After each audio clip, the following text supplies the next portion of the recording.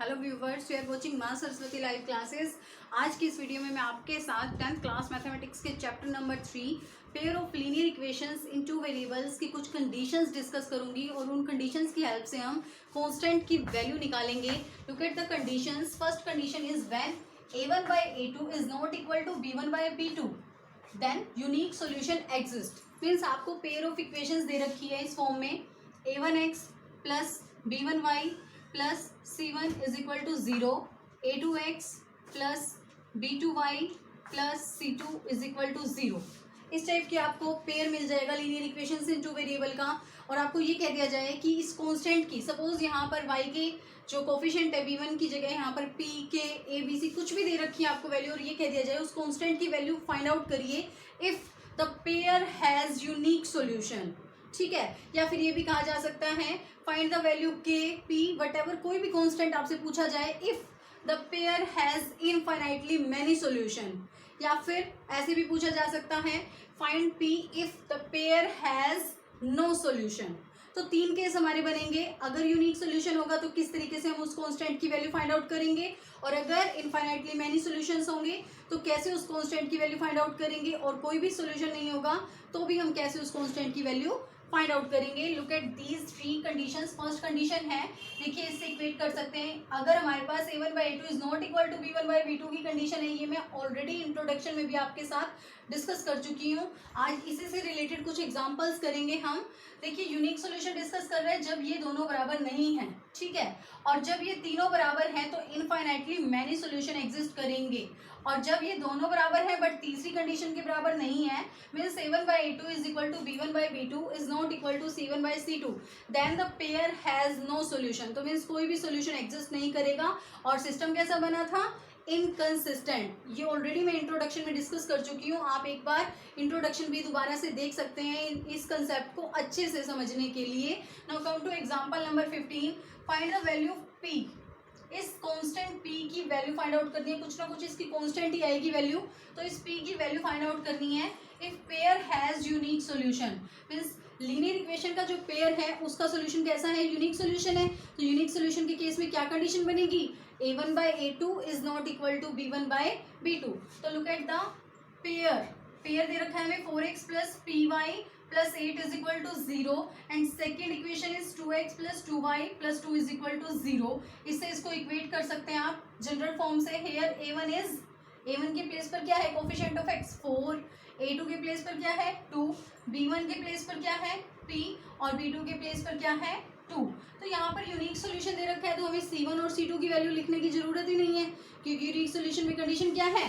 a1 by a2 for unique solution a1 by a2 is not equal to b1 by b2। तो a1 की value रख देंगे हम यहाँ पर 4, और a2 की वैल्यू क्या थी हमारे पास? 2। तो 4 by 2 is not equal to b1 की वैल्यू क्या है? p, और b2 की वैल्यू क्या है? 2। तो is not equal to p by 2। अब हम क्या करेंगे? देखिए यहाँ डिनोमिनेटर में 2 है, यहाँ भी डिनोमिनेटर में 2 है, दोनों साइड डिवाइड हो रहा है तो ये 2 से 2 कैंसिल हो जाएगा। वैसे भी ये 2 उधर जाता तो मल्टीप्लाई होता तब भी कैंसिल होता। This implies p is not equal to 4। So for all values of p except 4 means p की वैल्यू 4 पर जो है यूनिक सॉल्यूशन एग्जिस्ट नहीं करेगा। उसके अलावा आप p की कोई भी वैल्यू ले सकते हैं, लेकिन p की वैल्यू 4 नहीं होनी चाहिए, क्योंकि हमारे पास क्या आया है? p is not equal to 4।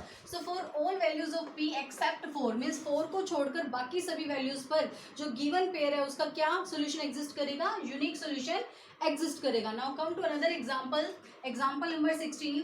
Find the value of k if pair has infinitely many solutions.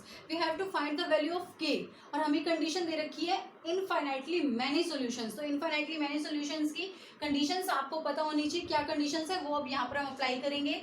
ये हमें पेयर दे रखा है linear equations in two variables का, where a1 is k, b1 is 3 and c1 is minus of k minus 3।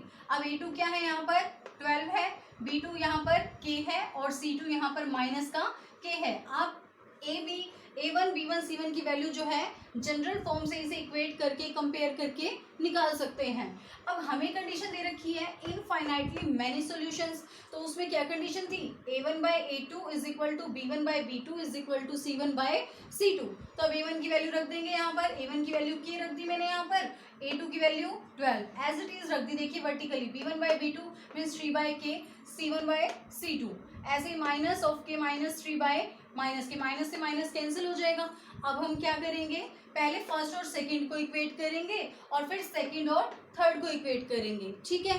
तो first और second को equate किया मैंने, K/12 is equal to 3/K।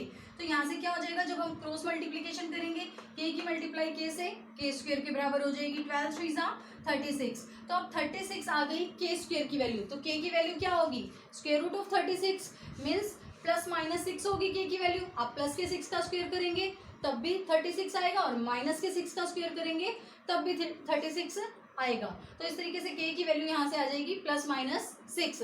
अब सेकंड कंडीशन, सेकंड और थर्ड को इक्वेट करेंगे हम यहाँ पर। तो सेकंड इक्वेशन हमारे पास, सेकंड जो टर्म थी 3/K is equal to K minus 3/K। अब यहाँ पर 3 की मल्टीप्लाई K से करेंगे, क्रॉस मल्टीप्लीकेशन करी मैंने, 3K आ गई। फिर K की मल्टीप्लाई K माइनस 3 के साथ कर लेंगे।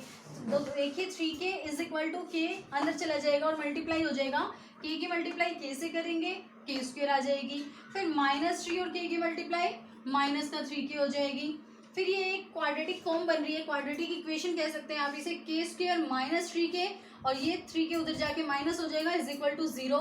तो K square minus 6K is equal to 0। इन दोनों में से क्या कॉमन आ रहा है, K कॉमन आ रहा है, बच गया क्या हमारे पास, K माइनस 6। तो either K is equal to 0 और K इज इक्वल टू 6। तो यहाँ से तो K की दो वैल्यू आ रही है और फर्स्ट कंडीशन से भी K की दो वैल्यू आई थी। फर्स्ट कंडीशन में क्या आया था, K प्लस का 6 या फिर माइनस का 6, और सेकेंड कंडीशन में क्या आया है, K 0 और 6। तो दोनों में कॉमन क्या आ रहा है, दोनों में कॉमन जो वैल्यू आई है वो है 6, क्योंकि 6 यहाँ पर भी आ गया और प्लस का 6 यहाँ पर भी आ गया। Therefore K is equal to 6 which satisfies both conditions. So K की वैल्यू क्या आ जाएगी हमारे पास, 6 आ जाएगी। Okay, come to another question, question number second part exercise 3.5। Find the value of K if pair has no solution. क्योंकि दो कंडीशन तो हमने देख ली, यूनिक सोल्यूशन में किस तरीके से हम कांस्टेंट की वैल्यू निकालेंगे P की या K की, और अगर इनफाइनाइटली मैनी सोल्यूशन दे रखे हैं तो हमने कैसे वैल्यू निकाली। अब हम देखते हैं कि अगर हमें ये कंडीशन दे दी जाए कि जो गिवन पेयर है उसका कोई भी सोल्यूशन एग्जिस्ट नहीं कर रहा, तो उस केस में P की, K की या किसी भी कांस्टेंट की वैल्यू तो इनकी कांस्टेंट ही आएगी। तो इनकी वैल्यू हम कैसे फाइंड आउट करेंगे, तो देखिए find K if pair has no solution. Pair हमें दे रखा है 3x plus y is equal to 1, 2k minus 1 into x plus के minus 1 into y is equal to 2k plus 1।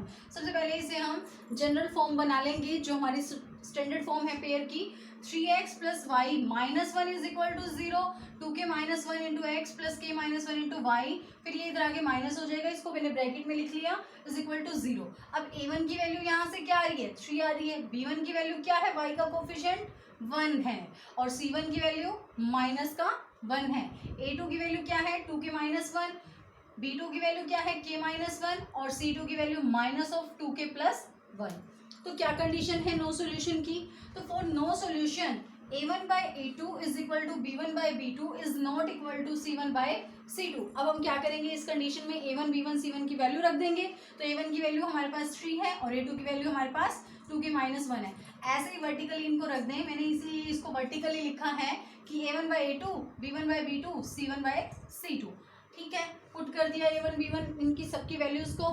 अब यहाँ तो नॉट इक्वल का साइन हमें दिखाई दे रहे हैं, तो इसको तो हम वैसे भी नहीं सॉल्व करेंगे और माइनस से माइनस कैंसिल भी कर सकते हैं, यहाँ पर दोनों साइड माइनस है, बट यहाँ से हमारी K की वैल्यू नहीं निकलेगी, क्योंकि यहाँ से नॉट इक्वल का सिंबल ही रिप्रेजेंट कर रहा है कि जो वैल्यू आएगी भी वो नॉट इक्वल होगी, मीन्स वो वैल्यू तो होगी ही नहीं K की।